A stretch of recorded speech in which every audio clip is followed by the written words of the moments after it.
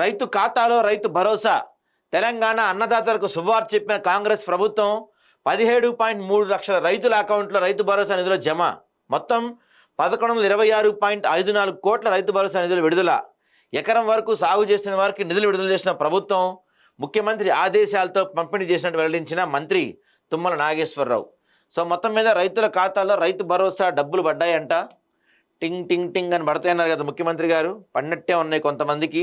రైతులు ఎప్పుడెప్పుడైనా ఎదురు చూస్తున్న రైతు భరోసా డబ్బులు బుధవారం అకౌంట్లో జమ అయ్యాయి. ముఖ్యమంత్రి రేవంత్ రెడ్డి ఆదేశాలతో 1 ఎకరం వరకు సాగులో ఉన్న భూములకు రైతు భరోసా నిధులు జమ అయ్యాయి.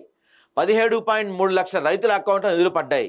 రైతులకు ఇచ్చిన మాట ప్రకారం రేవంత్ ప్రభుత్వం రైతు భరోసా నిధులను నిర్ణీత కాల వ్యవధిలో చెల్లించుటకు కృతనిశ్చయంతో ఉందని బుధవారం మంత్రి తుమ్మల నాగేశ్వరరావు అన్నారు.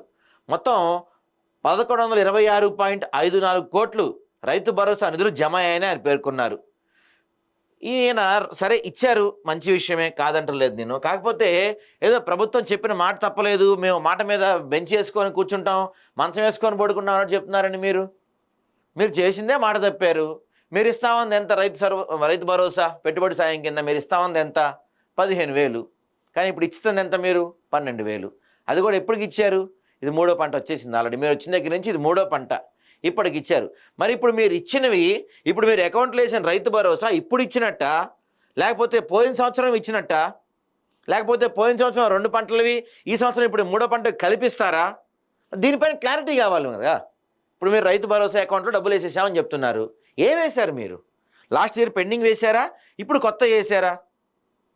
దీనిపైన కదా క్లారిటీ చెప్పాలి. ఏదో మేము మీకు ఇచ్చిన మాట ప్రకారం వేసేసాం, మేము మాట తప్పం, మడమ తిప్పాం, మాట మీద మంచం వేసుకొని పడుకుంటాం, ఇట్లాంటి డైలాగులు ఎందుకండి?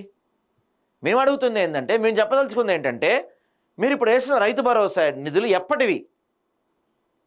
ఒకవేళ ఇప్పుడు ఫ్రెష్ వేశారంటే మరి గత సంవత్సరం పరిస్థితి ఏంటి?